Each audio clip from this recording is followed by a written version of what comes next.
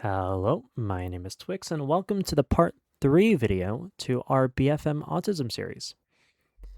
In the last video, we talked about turn geometry, especially around the merge, the ways that we can manipulate the fight to our advantage based on the shape of the fight, and we also talked about some vertical maneuvering and the way that we can use that to our advantage in one circle, two circle fights. Pairing that with the first video, which talked about turn circles and the kinematics behind our turns, we've gotten a pretty good idea on how to be efficient so far. But there are still some parts that are missing. And today we're going to be talking about one of those parts. Today is energy management and to some extent aerodynamics. This video is a little bit of a doozy. I spent about a week researching this topic and refining the script and making sure that it was accurate. But it's a little dense, so if you have trouble understanding, feel free to research or pause the video or come back later. Also, feel free to rewind and re-listen to a certain concept so you can keep on track. Now, when I say energy, I mean it in regards to flying, obviously. And the way that we define it is potential and kinetic energy, our speed and our altitude, where EK is our velocity, and EP, or potential, is our altitude. And if we add these together, we get our total energy, which is just velocity and height added together, the speed and altitude. And just that alone can be enough to understand the energy state. And if we ignore thrust and drag, or if they cancel each other out, then we are able to swap between kinetic and potential energy freely without depleting the original total energy. Whereas, say if we're in a climb, we can trade our kinetic energy for potential, or if we're in a dive, potential for kinetic. And in all cases, the total energy is staying the same, again, as long as thrust and drag either are ignored or cancel each other out. But what happens if we want to compare two different aircraft who have different qualities, different design, different weights, and whatnot? Well, then we are unable to use our total energy anymore because they have different masses. So if we divide total energy by mass, we're going to say W, then we get specific energy, or ES. And now we are able to compare aircraft and their energy states to each other. In fact, you can see the energy state of aircraft in the VFM debrief lobbies. When you look up and to the right, you'll see a graph in respects to time that shows the specific energy, the ES, which is the total energy divided by weight, over time for all the aircraft. And it'll even show you the formula. KE plus PE divided by mass is equal to specific energy. And so using that graph can be helpful for understanding how much energy you have compared to another person. And as you watch more of this video, you'll be able to apply the concepts that we learn in here to that graph and understand what was happening within the fight. Now, why is this important? Why is understanding our energy state important? Well, it's because when we maneuver, we spend energy. We trade energy for nose position. More specifically, we're trading our speed for nose position, our kinetic energy. But remember that we can trade potential energy for kinetic and, vice versa, obviously. So if kinetic energy is being used for nose position and potential energy can be converted into speed to be turned into nose position, then it becomes a dynamic where speed becomes the currency and altitude becomes the bank, the savings account for energy. And having this understanding of energy, where you're saving it or using it, can be very helpful towards staying efficient and having maneuverability to your availability at all times. Okay. Question is, How and why do we trade speed for nose position? How does that work? Why can't we just pull and get the turn and not lose speed? Well, it's because of drag. And in order to understand that, we're going to have to look a little bit into the aerodynamics. So I am going to draw a aircraft wing, or what we refer to as an airfoil, and explore how air flowing over and under the wing causes different forces to act upon it, and that including lift and drag and whatnot. So when we have air contacting a wing, you have some that flows over and some that flows under. The air flowing over travels over a more curved surface, while the air on the bottom travels along a more straight surface. The air that is flowing on top over the curved surface begins to accelerate. And the reason why it accelerates is kind of debated on, and it's not something I'm going to get into. I leave that as an exercise to the listener. But understand that as it flows over the curved surface, it accelerates. And as it accelerates, because of Bernoulli's principle, the pressure drops. The reason pressure drops is because even though you have the same total amount of air entering over and under the wing, the air that goes over the wing spends less time over the wing. And thus, all the air molecules become more uniform in their motion. They're less chaotic. They're all more streamlined. And also, they have less time to collide into the wing. And thus, the less collisions you have on the top means that the wing is perceiving a lower pressure. That's all that pressure is, just more or less molecules hitting a surface. So we have less pressure and acting down on the wing because the air is moving faster and doesn't spend as much time. Whereas the air on the bottom is relatively slower, it's not accelerated, and so it's able to enact more pressure, has more time to collide, and thus there becomes a pressure difference between the bottom and the top. Now I'm going to draw a line that subsects the wing. We call this the chord line. That is a really terrible line. That's not much better, but we're going to work with it. Now, you may recognize this situation as something that's called delta P, difference in pressure. And there is, in fact, a difference of pressure. The larger force on the bottom is going to enact more force, pushing the wing up. And this force is called, this force is called PGF, pressure gradient force. It is a force between a high pressure zone pushing into a low pressure zone because they're trying to equalize. And we see this pressure gradient force in a lot of other places, one of which being weather. When we have, a high pressure air mass over one part of the country and a lower pressure air mass over another, the high pressure air tries to flow to the low pressure air, and that is wind. And so we're seeing the same phenomenon here, just higher pressure pushing into lower pressure, causing this upwards force. Also understand that when air flows over the wing, the air that is closest to the wing, which we call the boundary layer, gets slowed down due to friction, due to the friction of the wing. And that we call skin friction. When that happens, the air slows down. That's happening on both the bottom and the top, and so it doesn't affect the pressure gradient force much. When that happens, not only does it slow down, it causes the plane to slow down too. And so it becomes a force of drag, and we call that drag parasite drag or skin friction drag. And so with that, we are able to draw a second vector acting backwards, dp, parasite drag. That is a terrible letter D. dp. There we go. Now, these are the two forces, more or less, acting upon the wing due to air. They are the aerodynamic forces.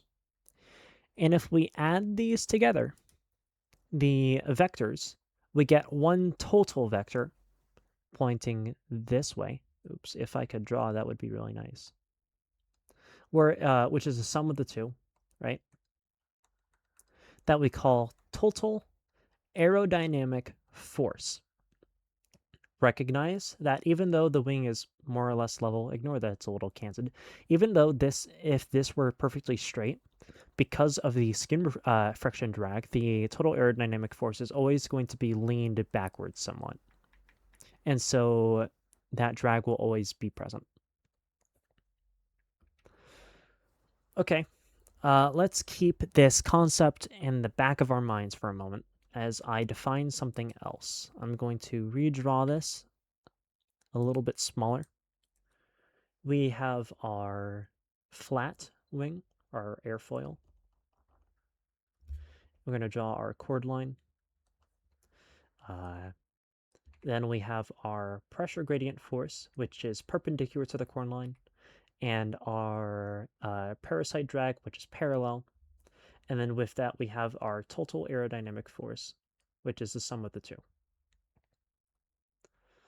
Now, what happens when we pull? Well, when we pull, the elevators in the tail of the aircraft pitch down, and the aircraft begins to rotate around its center of gravity. The tail begins to pitch down, and the nose begins to pitch up. And so let me draw this real quick. And I'm going to represent the aircraft as with its airfoil, the shape of its airfoil. So the aircraft is pitching up, right? So we're at an angle. And so because the elevators are pitching down, you can imagine them back here, we're causing that pitch up. And so the direction that we are moving and the direction that we are facing no longer add up. There is an angular difference between the two. And this angular difference is referred to as angle of attack, or AOA, or alpha, this letter being the Greek letter alpha in lowercase. And you'll hear that term a lot, angle of attack, AOA, alpha. You'll hear it all over the place. Now, if we were to draw our pressure gradient force or drag, or the parasite drag and the total aerodynamic force again, we get something that looks like this. Again, remember, pressure gradient force is perpendicular to the chord line. Our drag is parallel to the chord line.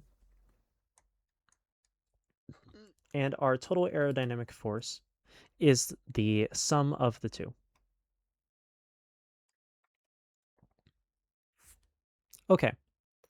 Now, because we are moving in this direction, right? This is our velocity. And this is the direction that our nose is pointing, that water line. You can imagine that with the W symbol, right? That you see on the HUD.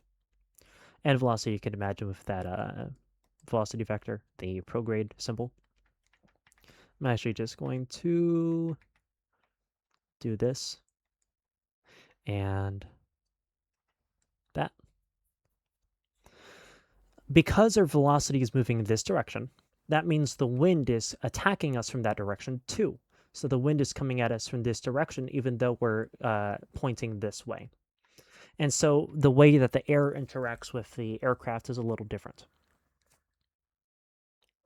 At this point, it becomes beneficial to define the total aerodynamic force relative to the angle of attack, or sorry, to the wind that is hitting the plane, which we call relative wind. You can also call it free stream air. Typically, you'll see that referred to with V infinite for free stream air, the air that's attacking the wing regardless of which way it's pointing. And we can illustrate that here too. That's going to be helpful. So if we define the total aerodynamic force relative to the free stream air, we can draw it with the, we can decompile the total aerodynamic force into a horizontal and vertical component relative to the free stream air. So free stream air, we're going to draw a component that is horizontal and vertical for the total aerodynamic force. So we're going to have it like so, and like so, right? And these are adding up to make the total aerodynamic force. And we can do the same thing here. We have the free stream air, And we can draw the vertical components like so. And recognize how with the higher angle of attack, this horizontal component is much larger than it was over here, while the vertical component is not as strong. Now, these components are our lift and drag. The vertical component is lift, and the horizontal component is drag. And it's the same thing here. All right. Now, there are two things I want you to take away from this. One of which is something that I'm going to have to explain really quick. When the aircraft is pitched back, the total aerodynamic force is pitched back with it. And thus, the total aerodynamic force enacts backwards more than it enacts upwards, thus increasing the drag that the aircraft is experiencing. We're not the wing is producing more aerodynamic force backwards than it is up to keep the aircraft up. And so we're losing speed. And this idea of the wing itself producing drag is called induced drag, or DI. And we're going to use that term a couple more times. The second thing I want you to understand is that even though we are losing lift because total aerodynamic force is pointing backwards, the angle of attack causes lift to increase somewhat because the more curved part of the wing, as we are tilting the wing back, more of the upper surface is curved, and the air has to travel along that curve, which further causes the air to accelerate more, which strengthens the pressure gradient force, thus causing the total aerodynamic force to become stronger. You can also imagine it, say we have our pressure gradient force and the parasite drag, the red force. As angle of attack increases, this blue arrow becomes stronger.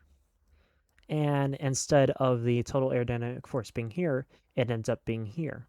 So to some extent, the total aerodynamic force will be turned more upwards to contribute to lift, to make this lift vector stronger. And the vector itself is becoming stronger as angle of attack increases. But remember, we are actively pitching the aircraft backwards. So even though the increased lift or the increased pressure gradient force is causing total aerodynamic force to come back to us a little bit, we're still creating a lot of drag by pulling. Okay, so angle of attack causes lift and drag to increase because of total aerodynamic force. But why is that important? Well, it's because the lift causes the turn. When we turn, we increase angle of attack. And I actually want to demonstrate this really quick. So imagine we have our aircraft. We're looking at the front of it. This is the front of the aircraft pointing towards us, rolled into a turn. And we can draw the force of weight, and then we can draw the force of lift, acting this way, L. If we were to decompile lift into its two horizontal and vertical components, we get this. The vertical component opposes weight, and we typically this is defined as L cosine phi, where phi is the roll angle of the aircraft. And as phi increases, where the bank angle is increasing, we're turning the aircraft more this way, and thus lift points more in this direction and contributes more towards this horizontal component, and the vertical component starts to shrink, just as we saw in the other example. But recognize we have this horizontal component leaning to the side. This is our L sine theta, or L sine phi, which is our centripetal acceleration. It's pointing towards the inside of the turn. It is the force acting inwards as we rotate around the circle. This is our centripetal acceleration. This is our L sine phi. And so in order to turn, we need to increase L sine phi, or L sine phi. We need to increase lift, which we do by increasing angle of attack. Again, we have to increase angle of attack to increase the lift and make the pressure gradient force stronger. And thus, that causes the higher g-force, the higher centripetal acceleration, that causes the higher turn performance. But just the same, that angle of attack is increasing our drag. And so we come to the conclusion that in order to turn and get turn performance, we have to increase angle of attack to cause lift, to cause a centripetal acceleration. But as a byproduct, we are causing that induced drag because total aerodynamic force is leaning backwards. And so we end up in a catch-22. If we want to turn, we have to spend energy. Or we can hang on to that energy but never turn. But if we include thrust, we're able to counteract the effects of that induced drag. Let's go back to this for a moment. That's the wrong color. Give me a moment. I'm going to flip through notes to keep myself on track here. Okay. So if we have an aircraft which is in a turn, right? It's going to have, oops, that is not right. It's going to have some centripetal acceleration pulling it into the turn. It's going to have some drag, and that drag includes the induced drag and the parasite drag. But if we add enough thrust to counteract the drag, exactly the same as we had the vertical component of lift counteracting weight, if we create a force of thrust to counteract the drag, then we are able to sustain the turn. We add just as much energy in than we are having taken out. And so the total specific energy or the total energy stays the same. And you may be recognizing a pattern here. In the past, I said when thrust is equal to drag, as in they cancel each other out, thrust minus drag is equal to 0. Or if we ignore them all together, right? Then the energy state never changes, and we're able to swap between the two freely. And we're seeing a similar thing here. We're able to maintain the turn despite creating induced drag because we're counteracting it with thrust. And so at this point, it becomes beneficial to define the rate of change in our specific energy, in our energy state. Let's clear the board. So we defined our energy using kinetic and potential. We have our EK plus EP, our kinetic potential, add them together to get ET, divided by weight to get our specific energy. If you want to find the rate of change, you have to do some time derivative stuff outside of my league. But you take that, I think it's called differential, and you get PS, which stands for specific excess power. If thrust is equal to drag, as in thrust minus drag equals 0, where they cancel each other out and they are equal, then the energy state does not change, right? Delta ES equals 0. It's never changing. And if we define the change in ES with a number, as in PS0, then PS0, or PS is equal to 0. Energy state is not changing. The specific energy doesn't change, and thus the rate of change is equal to 0. If thrust is greater than drag, then ES is increasing. Ooh, what the hell? ES is increasing.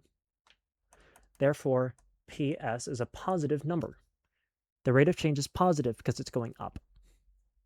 If thrust is weaker than drag, then ES is going down. Therefore, PS is negative.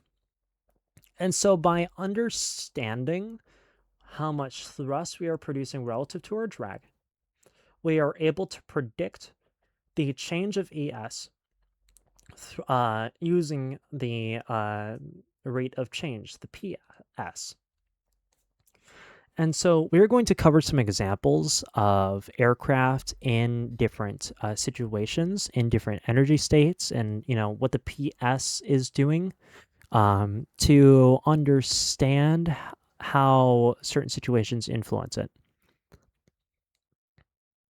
So we were originally talking about a sustained turn, right?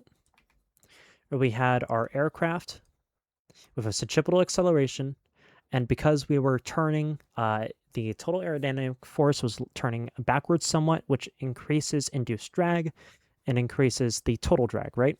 In order to offset that, we added in thrust. And because the thrust was equal to drag, the specific energy was not changing, then that means PS is equal to 0. This is a PS 0 situation, a sustainable turn. If we were to pull harder, that would increase centripetal acceleration and increase the induced drag because total aerodynamic force is starting to lean back again. We're pulling harder, increasing AOA, which does increase the pressure gradient force, but also causes the total aerodynamic force to lean backwards. Thus, induced drag is increasing. Thus, we are losing speed. We're losing energy. And in this situation, thrust is not enough to counteract drag, and we are losing kinetic energy, which means that PS is negative. The specific energy is going down. And again, vice versa. If the thrust was stronger than a drag, say if we just increase the throttle to add more thrust, or if we reduce AOA, which causes total aerodynamic force to come back, reducing induced drag, thus drag becomes weaker, then the specific energy starts to increase and PS becomes positive, right? That's the flat or the level sustained turn, the flat sustained turn, where we're not changing in altitude. Again, remembering that we have that velocity, or sorry, lift vector, the vertical component is counteracting weight. Things start changing slightly as we start climbing and diving because now we're worrying about gravity. But everything stays relatively the same. All we're worrying about is us exchanging potential and kinetic energy, how gravity influences that. And based upon that, idea, are we gaining or losing our total energy? All you need to focus on is thrust and drag in the total energy state. Is it increasing or decreasing? And thus we can find our PS.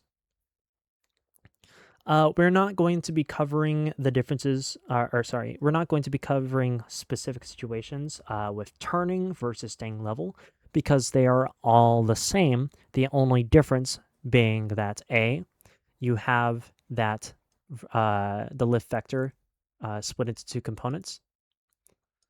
And because of that, you get less, you have to produce more lift to keep this vertical component equal to weight. That's the only difference. You're just dealing with a larger drag because of induced drag, because you need to increase lift to keep the vertical component equal to weight. All it is. And so we will not be covering them separately. It's all the same. So let's look at a climbing situation, right? One moment. If we are climbing, we have weight acting downwards. We have lift acting upwards. We have thrust. And we have drag, right? If thrust, actually, let me write this in white. If thrust is equal to drag, then PS is 0, right? But we're still seeing an energy exchange happen. Well, remember that when thrust is equal to drag, we can exchange between potential and kinetic energy equally through climbs and dives. So in this situation, Every unit of speed that we lose through fighting gravity, we gain a unit of altitude. The energy state is not increasing nor decreasing, it's staying the same. We're just changing between the two modes or forms of mechanical energy, right? And the same thing applies to when we're diving, right? If we're diving, we have the force of weight, thrust, lift, drag. If thrust is equal to drag, then we're converting altitude for speed. Every unit of speed we gain, we lose a unit of altitude. The specific energy stays the same, and thus PS is equal to 0.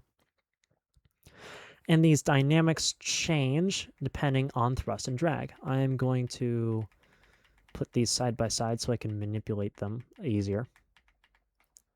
We're going to say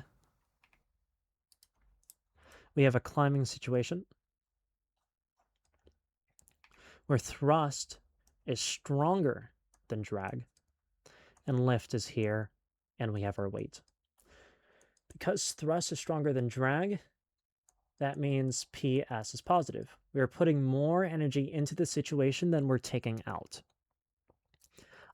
When it comes to kinetic and potential energy, you can think of it as the following, right?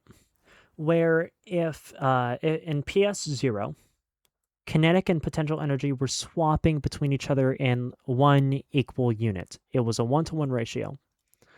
In this case, we are losing slightly, we could be losing slightly less speed, we could be maintaining speed, we could be increasing speed. All that matters is that we are putting more energy in than we're taking out, right? If it were the opposite way, where instead of thrust being greater than drag, if drag was greater than thrust, we have large drag, weak thrust, we have our lift and weight, then the dynamics change. Thrust is weaker than drag, which means PS is negative. We're pulling more energy out than we are putting in. And if we reference this with our PS0 situation where it's 1-to-1, in this case, we are losing slightly more energy, or we could be just losing energy a lot, or sorry, speed. We could be losing slightly more speed or losing a lot of speed. And as that happens, we are gaining altitude, but losing more kinetic energy than we gain in potential energy. So the total energy state is going down, therefore PS is negative. Something I want to quickly iterate. Just for the sake of example, when we have our climbing PS positive, a common reference is to say that if we are able to have thrust be stronger than drag, PS positive, then there can be a situation where we are gaining altitude, but speed is being maintained. That's the most popular PS positive example, and the one that you should remember, where speed stays the same, but potential energy increases, right? So the total energy is increasing, and we can use that, say, if we want to fight someone who's relatively far away, but we don't want to change the speed that we're currently at, right? So we can accelerate towards them, pushing full afterburner, but if we were to stay level, the excess power that we have would cause us to accelerate, and thus we'd lose our speed. But we can, instead of putting that excess power into speed, we can turn it into altitude. We pitch up, thrust is stronger than drag, but the speed is staying the same, but the altitude is increasing, right? And so that's a very common technique. If we look at diving instead, I'm going to blank out the canvas. If we look at a diving example, again, we defined the diving PS0 as thrust being equal to drag, and we're trading altitude for speed equally. If we have a PS positive situation where thrust is stronger than drag, and we have our lift and we have our weight, In this situation, we're losing altitude, but we're gaining more speed than we lose altitude, more kinetic energy than we lose potential. And thus the energy state is increasing even though we're losing that potential energy. We'd accelerate very rapidly, yes, and that might not be the greatest idea, especially when we consider our velocity versus centripetal acceleration thing. But it's there, say if you need to get away from someone really quick, right? Another very common thing is the PS negative dive, where we have our aircraft and it's diving, and that's the wrong color. The thrust is weaker than the drag. We have our lift and we have our weight. In this situation, it's very similar to our positive PS climbing situation, where the most common way to illustrate this is speed is maintained but altitude is decreasing. With the climbing one, we said that the excess power of the thrust is being used to contribute to altitude while keeping speed the same, right? But here, the gravity is keeping speed the same while we're still losing altitude. So in both cases, speed is the same, but in one case, we're gaining potential energy, and the other one, we're losing it, right? A place you commonly see this is, say, if we're diving down, say, two circle, but we're spiraling downwards. If we're maintaining speed to hold a sustained rate, we're losing potential energy, but kinetic energy is staying the same. But also do recognize that we're still diving down. We're still supposed to be gaining speed. And this drag might not be because of the airframe. We could be getting this drag because we're pulling harder than we would when we're flat and level. So this drag that we're producing is coming from induced drag, from us pulling hard and thus creating a higher centripetal acceleration. And so you find those PS negative dive situations in those examples. And when you're diving PS negative, you can get a higher turn rate because you're using that power. You're allowing gravity to keep your speed high, to constantly trade altitude for speed, to keep it alive, to continue the higher performance nose position, to keep that turn performance high. That is all of the situations we're going to cover. Again, I wanted to keep it relatively simple. And we're not covering turning because it's just the same thing with a different change. We're just changing drag. But I recommend you to explore these situations where you have flat with positive, negative, and 0 PS, climbing with positive, negative, and 0, and diving with positive, negative, and 0. I recommend you look at all of these and look back through the video and try to understand yourself what is happening to create these situations. Try drawing the free body diagrams. Try to understand where the energy is coming from or where it's going to, and how that influences our total energy, our ability to maneuver, what type of turns we can get out of it. Will we be able to sustain a turn? Will we run out of energy at some point? Et cetera, et cetera. And the reason why understanding these can be important is because it allows us to expand our options and to be efficient in how much energy we have in order to maneuver. Because if we are not efficient about our ability to maneuver, if we lose our energy, then we find ourselves in a situation where we need the ability to maneuver, but we don't have the energy to do so. And so learning how to manage it can be very important. And again, understand that it's usually best to try to gain energy whenever possible. And usually that comes in the process of increasing altitude, increasing the potential energy.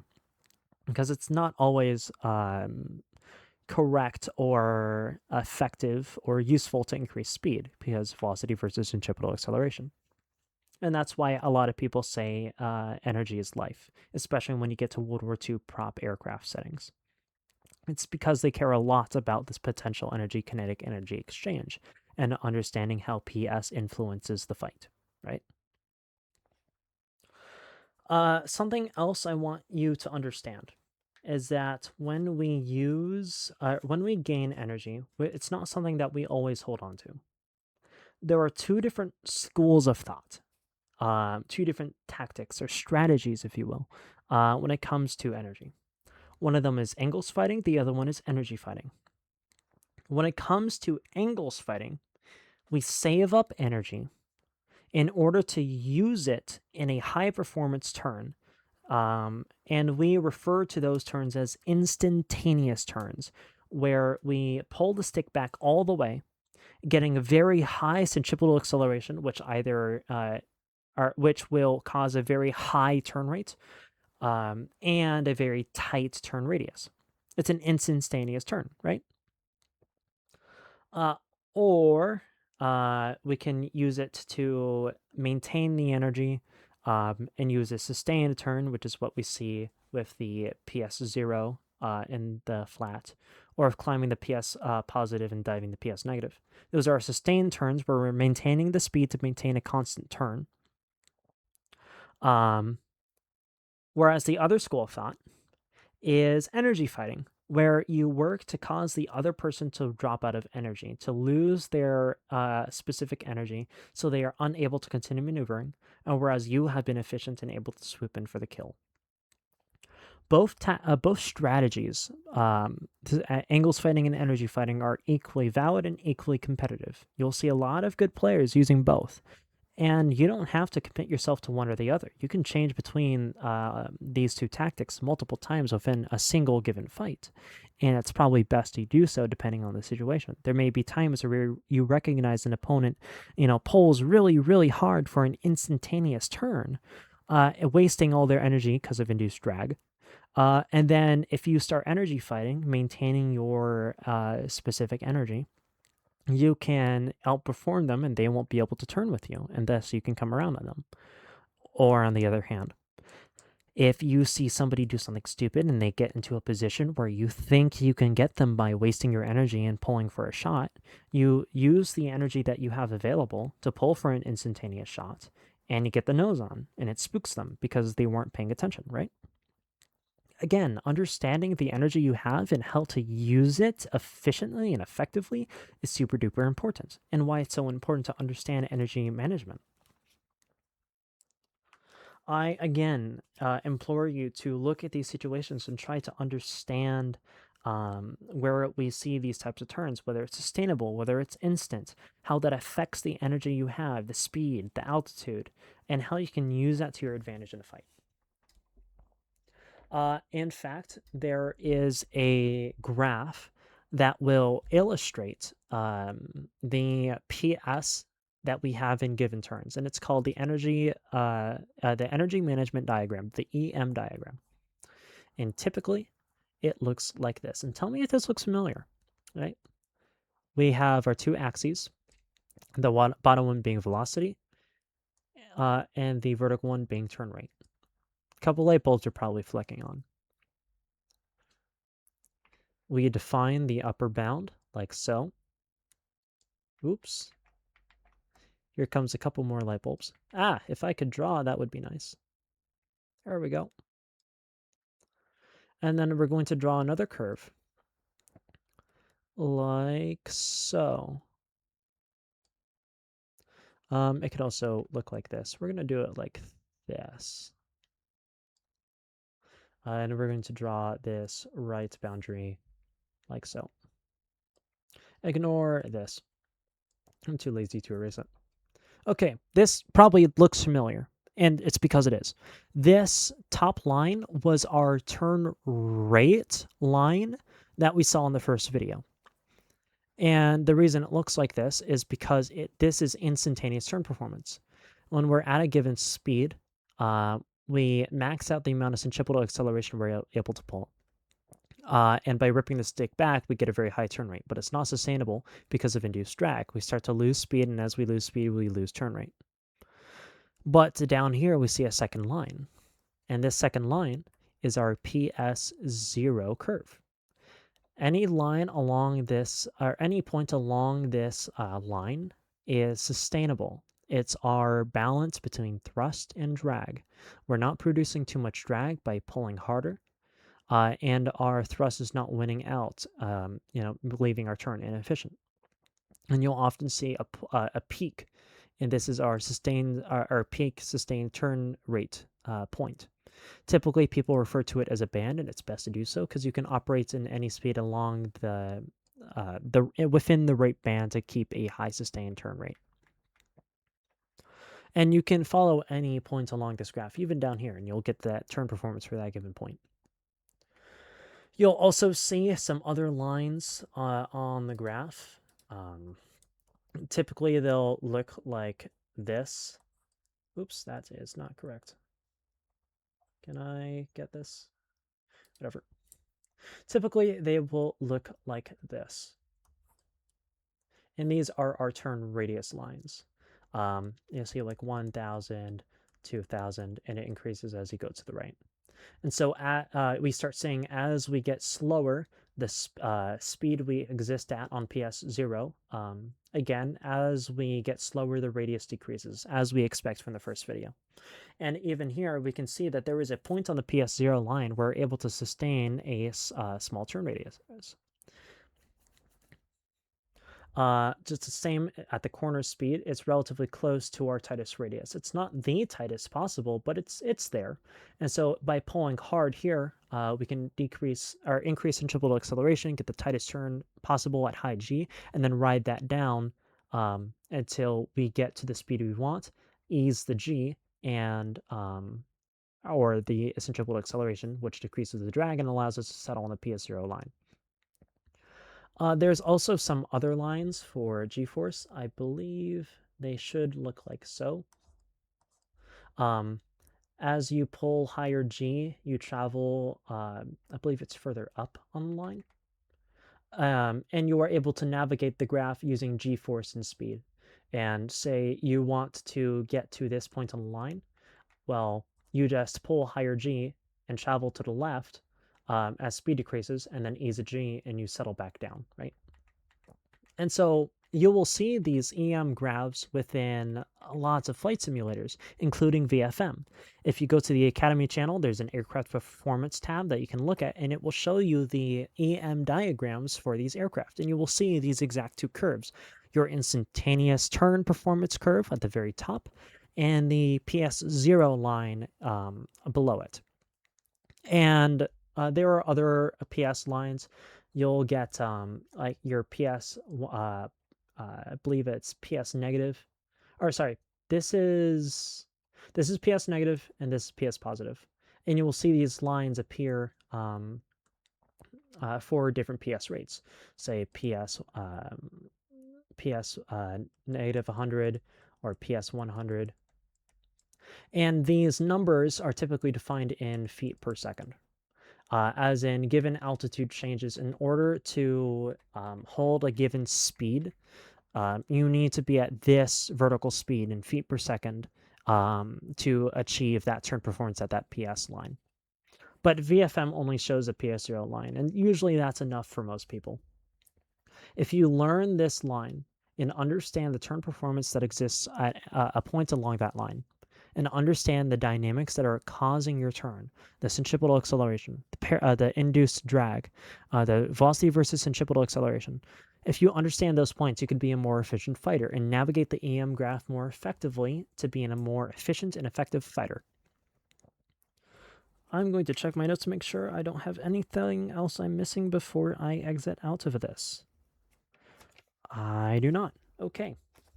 So that is all for today's video about energy management and aerodynamics.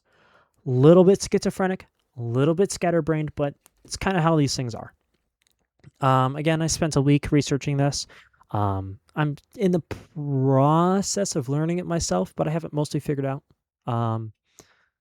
I implore you to do your own research and learn about this in the ways that you can and experiment with aircraft, whether in VFM and other flight simulators, to see how this works for you, to see if you can catch the pattern, to see, how energy changes in your ability to maneuver. Or look at EM graphs and try to get a certain turn performance using a given g and airspeed, and see how that changes, how you can navigate the graph using g-force. Um, See if you can try climbing and diving and using specific PS rates to see how you can, maintain speed while changing altitude and keep a sustained turn performance, and how diving versus climbing, if you maintain speed, do you get a higher lower turn performance? You should experiment with these things so that you can get your own, in your own head understanding. And if you feel so inclined, try to understand the free body diagrams of what's happening in those situations.